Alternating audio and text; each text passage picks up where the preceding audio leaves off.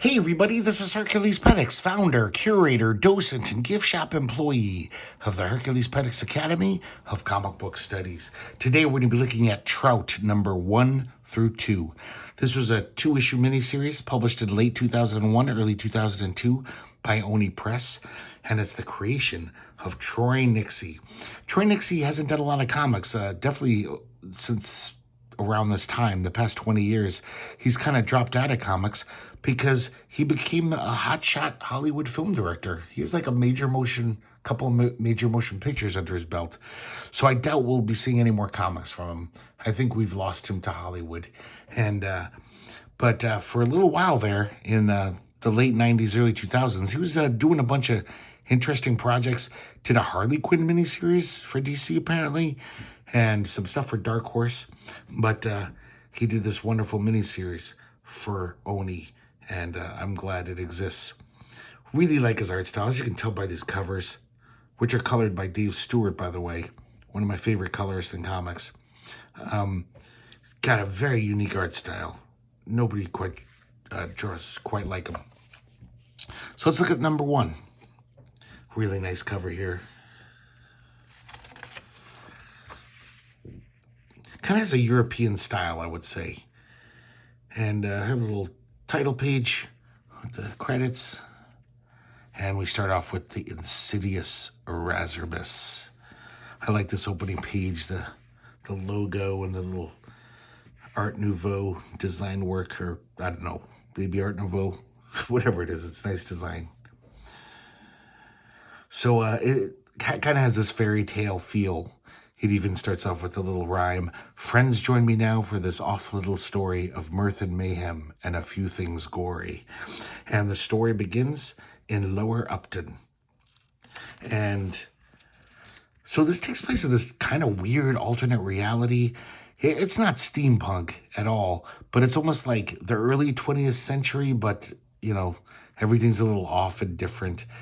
All the technology's weird, but it's not like they're that technologically advanced. But I would love to see more of this world. It's a really interesting little alternate realities created, and I love even the city of Lower Upton. Just seems like a fascinating little place. So we see these turnip farmers, and they're on the road walking back home, and they see this little hunchback guy driving this little vehicle with this kind of like golem-like creature on the back. Kind of scary looking, just a very weird design. This silent, almost like mummy-like thing. And they comment on it like, what the hell was that? So now we cut away to the Turnip Works, the Lint Brothers Turnip Works. So I don't know what happened to the other brother, but we only see one Lint brother in this, and everyone calls him Mr. Lint. Look at this great architecture. So here's Mr. Lint with the big mustache. He's kind of like the Scrooge McDuck character.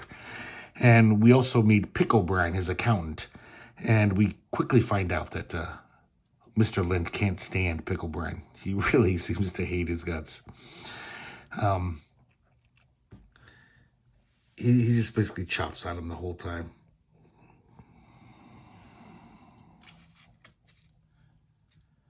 So we see the great Erasmus, and apparently he's handing out handbills because he's going to do a puppet show tomorrow. And he's basically a traveling puppeteer. Mr. Lin sees the flyer, and he thinks to himself about how he's like, yeah, I bet the little guy would like a little change of scenery. I know he never likes to leave his room, but maybe I can get him to come with me. And he looks up at this window in this tower, and we zoom in, and we meet the title character. We meet little Trout. Kind of looks like a descendant of the Yellow Kid, but way cuter. And so Trout is this complete enigma in this comic. He's a very mysterious, weird little character. He's this cute little kid. He seems to live in this secret room in the factory that nobody really even knows is there. And basically, Mr. Lint's the only one knows he's there. And I don't think Mr. Lint is his father or grandfather. He just really cares for the boy. He has this affection for him. They don't tell us what their relation is. I guess it doesn't matter.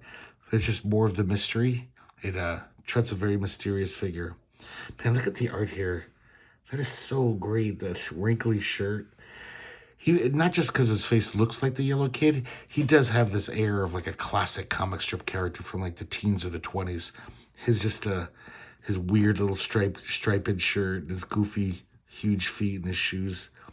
Very, he could have been a Hearst character in the Hearst papers.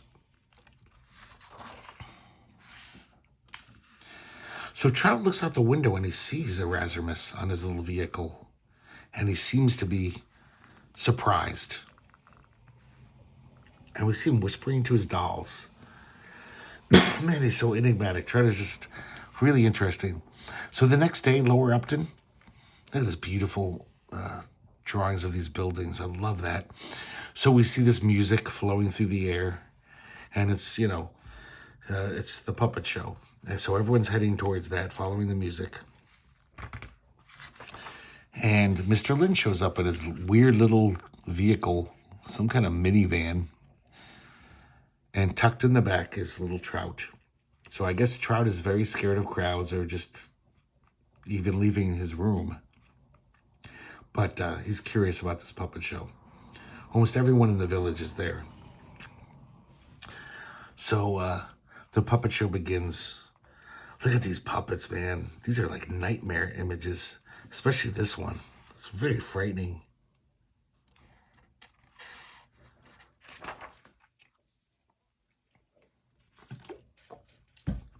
So the whole time the little hunchback is playing the record player, the Victrola that's playing the music.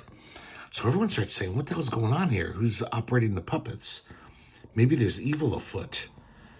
And everyone starts murmuring and kind of like, wait, we don't like this.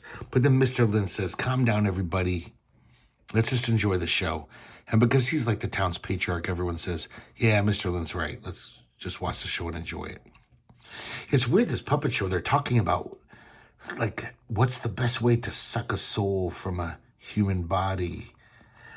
It's a very weird, creepy puppet show. But everyone seems to be enjoying themselves, laughing along to the jokes. And the kids are enjoying themselves as well, until all of a sudden all the children start having a glazed look in their eyes as the music plays, continues to weave through the crowd. Even young Trout, little Trout, seems to be feeling the effect. So the puppet show ends, and Mr. Lin looks in the back of his little vehicle, and he sees that little Trout is fast asleep. Just like this drapery here, the curtain, even that is just so beautifully drawn to me. Something about his style is just so expressive. It's really good. So we see all the townspeople, leading their children home, and all the kids are very sleepy and tired. All of a sudden, it's not even that late.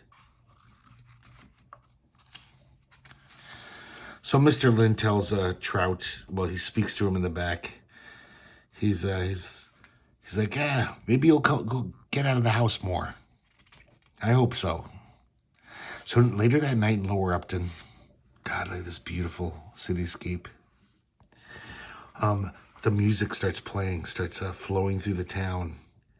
And we see all the children of the village get out of their beds, kind of in a stupor, and follow the music. God, this is some beautiful ink work here. It's a beautiful drawing too. And they all go to the, I think this is the old vinegar works. They're all led there. And of course we see Erasmus there and the golem-like creature. We find out that the hunchback is just the lackey. This golem-like creature is Erasmus. And the curtain parts on the puppet show once again. And look at these kids, man. That's some creepy shit. They're all ensorcelled. So out of the stage of the puppet theater, we see this root-like tendril come out, a bunch of them, and kind of just glom onto the children. And basically it's sucking their souls out of their body. It's pretty horrifying there. And we see the souls kind of like little spermatozoa. And yeah, the hunchback collects them all in these little jars, all these little souls. So I guess they've been doing this for a while. So, you know, going from town to town, stealing the souls of kids and then moving on. But Erasmus says, we're not moving on tonight. We're going to do one more show, a command performance, a private performance just for one. And we see little Trout heading towards the Vinegar Works. Alas, things were bound to end in strife. That is, after all, Trout's lot in life. And now we got number 2. Man, that's a beautiful color. I'm sorry, cover. And beautiful colors. He's so good at black and white. Like, I love his thick black inking. But I would love to see this in color as well. If it could look this good. That's some really nice looking art. So we got part 2 of the Insidious Erasmus. What secrets will be revealed this time around? For when Trout's involved, peril is abound. So we're back at the Lint Brothers Turnip Works early next morning. And Mr. Lint is having a nightmare. And he's talking in his sleep. And he wakes up in a start. Look at this, just great cartoony. The art changes like from panel to panel. Like this is Mr. Lint and then this Mr. Lint. That almost looks like Jeff Smith from Bone. And this looks like, I don't know what that looks like. Just really good.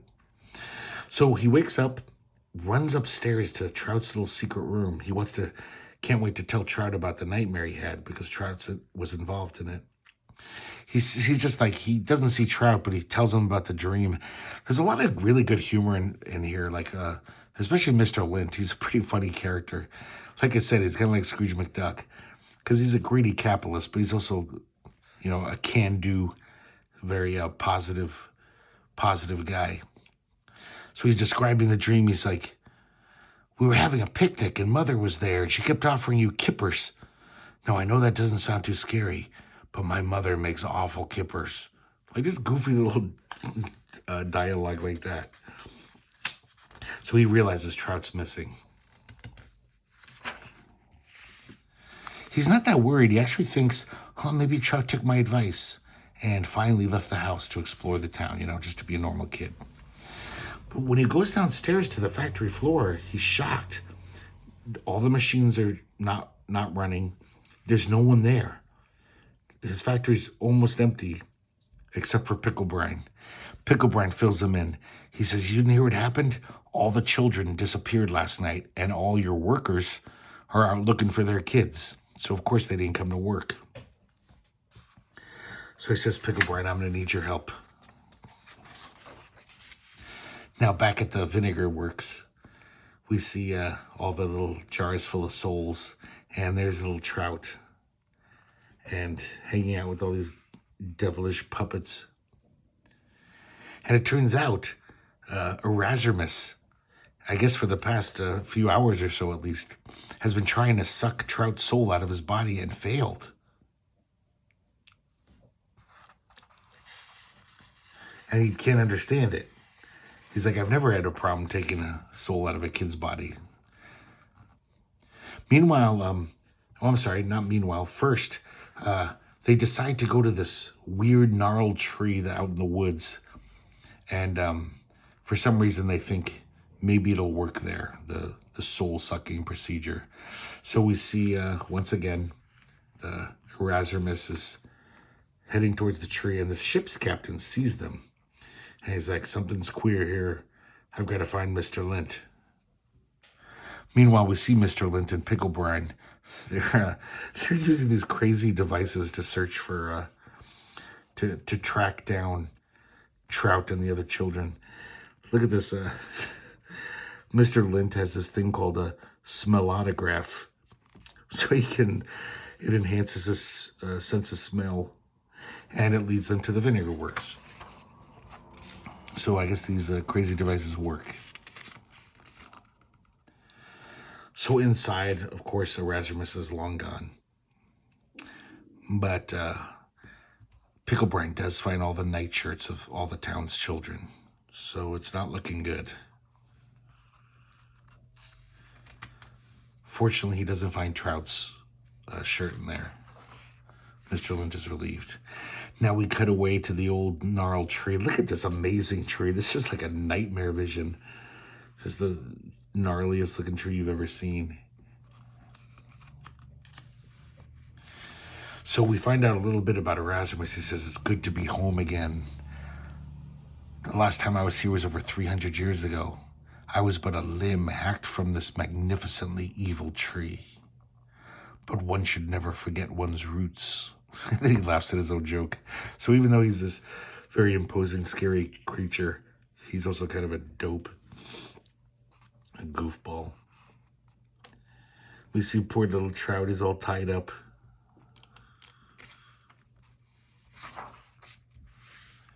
And then we finally see what Erasmus really looks like under that, under those robes. He's basically this evil marionette. Such a crazy design. I mean, there's so many weird character designs in this comic. Really good stuff. Meanwhile, back in Lower Upton, we see Mr. Lint gathering up the few men in town who aren't out searching for their children to make a search party. The captain shows up. He tells them what he saw. He basically lets them know that Erasmus is heading towards the old knobby tree. And Mr. Lynn says, how do you know about this? And he says, it was the weirdest thing. I heard a voice inside my head. And Mr. Lynn thinks Trout. So here's another enigmatic thing about Trout. Apparently he has psychic powers.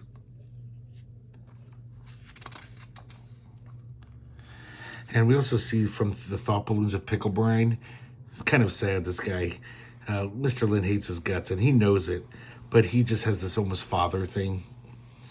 Daddy issues with Mr. Lynn, where he's just like, I'll show him that he can trust me. You know, I'll do anything to prove myself. I want Mr. Lynn to, you know, admire me. And he's a sad little guy. Poor guy.